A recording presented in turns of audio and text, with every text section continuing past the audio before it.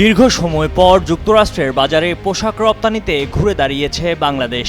গত জানুয়ারি মাসে দেশটির বাজারে ৮০ কোটি ডলারের তৈরি পোশাক রপ্তানি করেছে বাংলাদেশের উদ্যোক্তারা। এ রপ্তানি গত বছরের জানুয়ারির তুলনায় ৪৫.৯৩% বেশি।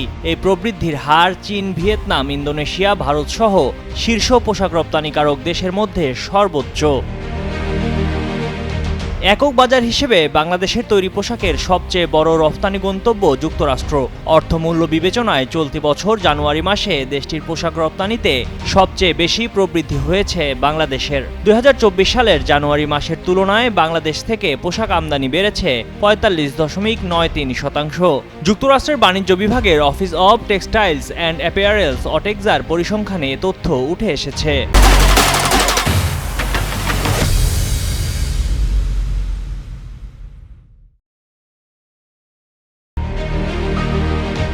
অটেক্সার তথ্য অনুযায়ী বিশ্বের বিভিন্ন দেশ থেকে গত জানুয়ারিতে যুক্তরাষ্ট্রের আমদানিকারকেরা ৭২০ কোটি ডলারের তৈরি পোশাক আমদানি করেছে।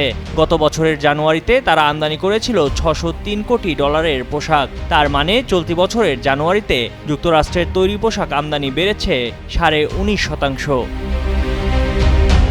চলতি বছর জানুয়ারি মাসে যুক্তরাষ্ট্রের পোশাক আমদানির তৃতীয় সর্বোচ্চ উৎস ছিল বাংলাদেশ।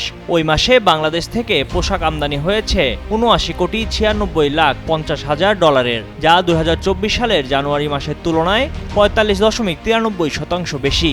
জানুয়ারি মাসে বাংলাদেশের পর দ্বিতীয় সর্বোচ্চ পোশাক আমদানি প্রবৃদ্ধি ছিল ইন্দোনেশিয়া থেকে, যার হার ৪১.৭০%। তৃতীয় সর্বোচ্চ আমদানি প্রবৃদ্ধি হয় ভারত থেকে, যার হার ৩৩.৬৪%।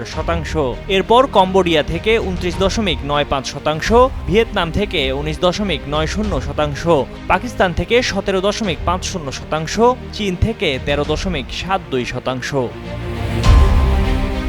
ময়ূখ ইসলাম, কালের কণ্ঠ।